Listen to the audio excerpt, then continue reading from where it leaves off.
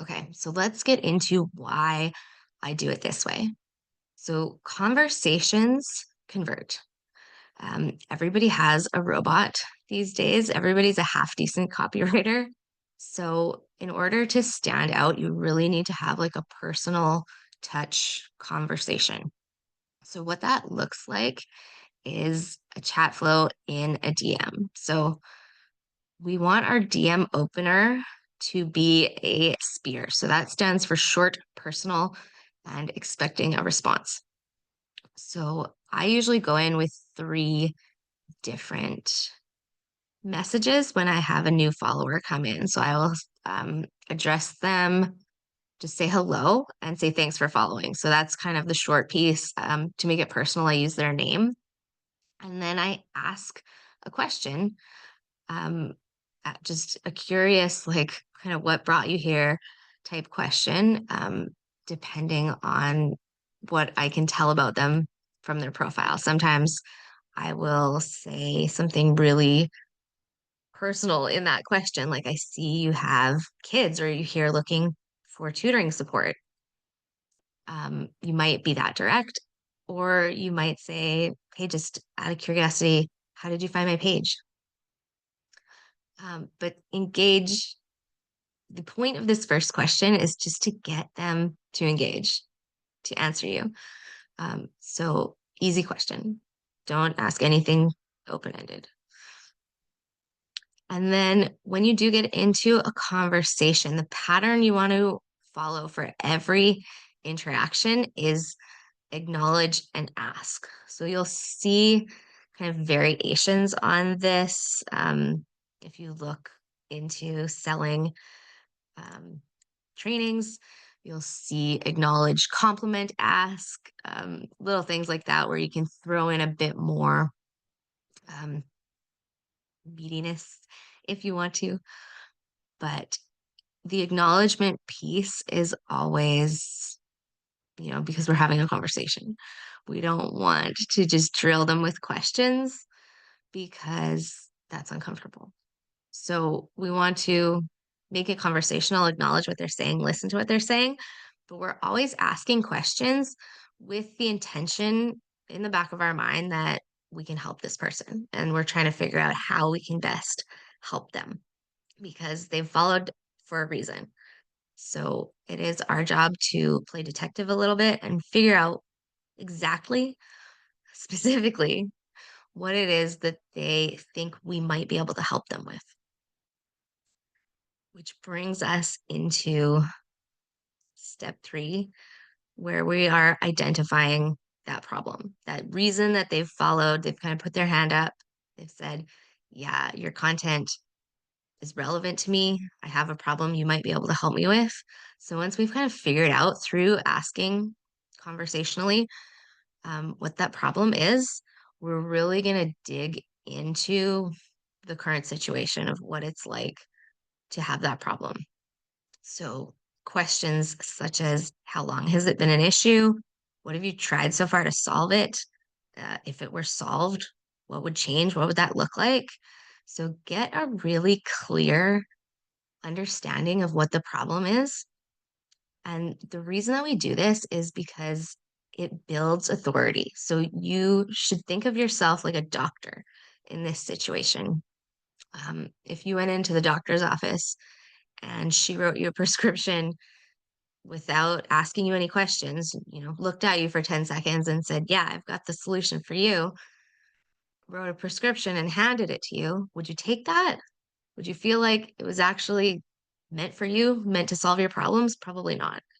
So we want to do a big diagnosis portion of the conversation before we even mention any services.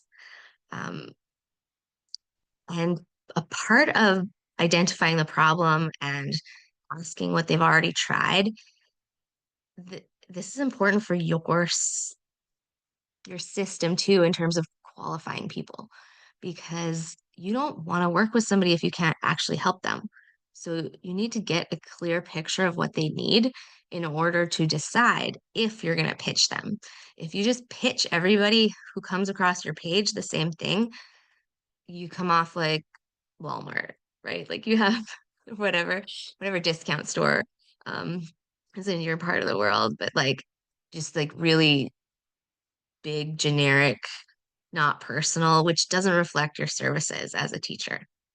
So identifying the problem is helpful for them to get clear, but it's really for you to get clear on if you can help them or not.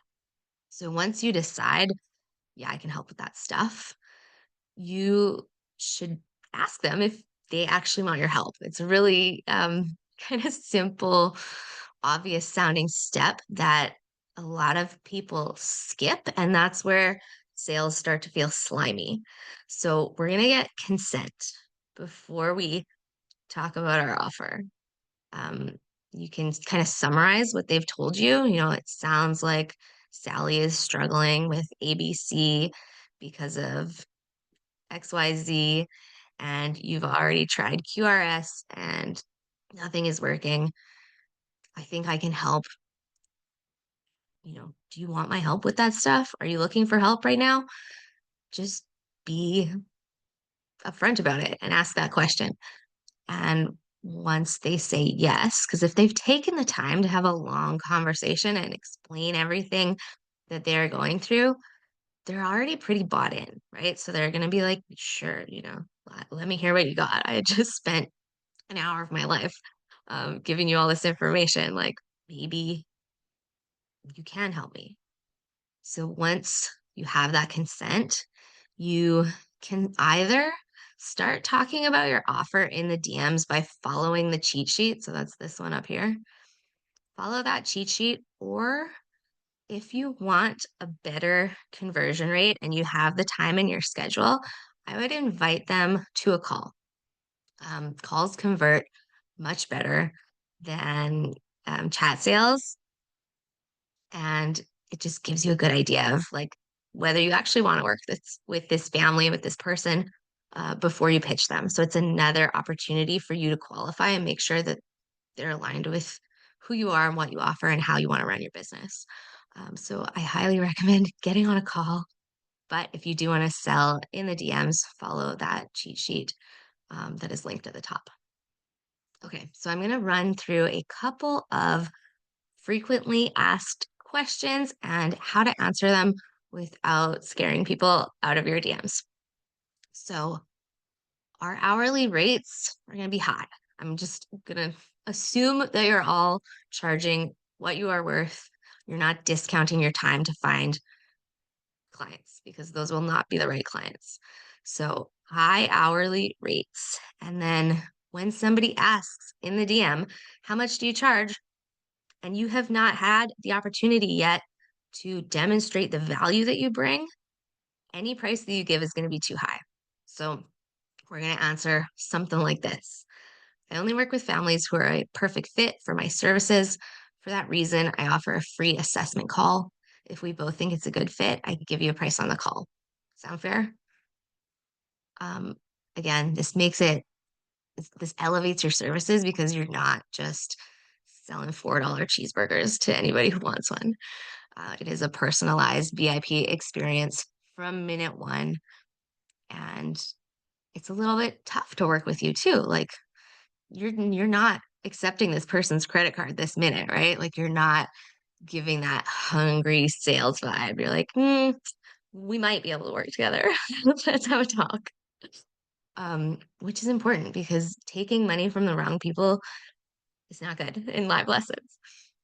You end up with a far bigger headache on the fulfillment end. Okay. What do you offer? This is a trap. Don't start talking about what you offer. So, you want to pretend, my analogy for this scenario is pretend you are a librarian or like a warehouse, like your IKEA. Um, you have everything. You're not going to start telling people what you have in the back because they'll be asleep by the time you finish. So you've got options. You're open to serving the client in the best possible way for them. And to do that, there are a million paths there. So you can put that back on them. And essentially, what you want to say is like, well, what are you looking for? Like, I have a warehouse full of stuff. I can find what you're looking for, but I can't tell you everything in the warehouse. So that's the essence. You can kind of pad it a little bit by saying something like, I have a few options. You don't have to say a warehouse of options, but I have options depending on what you're looking to accomplish exactly. Can I ask a few questions to make sure I'm giving you the most relevant information? So we will answer the question, but we need to know something about them first because we're a doctor. And then what's the call for is the third frequently asked question. Um, People want to understand what they're getting into. They don't want to feel like they're walking into a sales call. They want to feel like they're going to get value out of the call, whether or not they buy from you. So say something like, just to make sure that I can actually help you, just to make sure we're a good fit, we're aligned, your kid likes me, whatever it is that you want to make sure of on the call. And then let them know like it's no commitment, no pressure. If the tuition isn't a good fit, then I can at least point you in the right direction.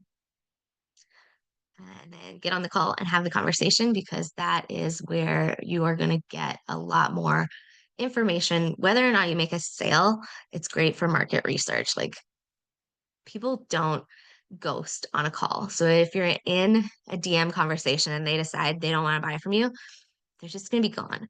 But on a call, it would be like really, really abrupt to just be like, bing, and hop off the call and ghost, right? So you get the opportunity to ask them, like, why don't you want to do this? Which is great for market research. It's great for your process. Even if you don't make the sale, have a conversation with the people who say no, because that is what's going to elevate your service and push you to grow. All right. I hope that was helpful. My Instagram DMs are always open if you want to chat. Okay, thanks.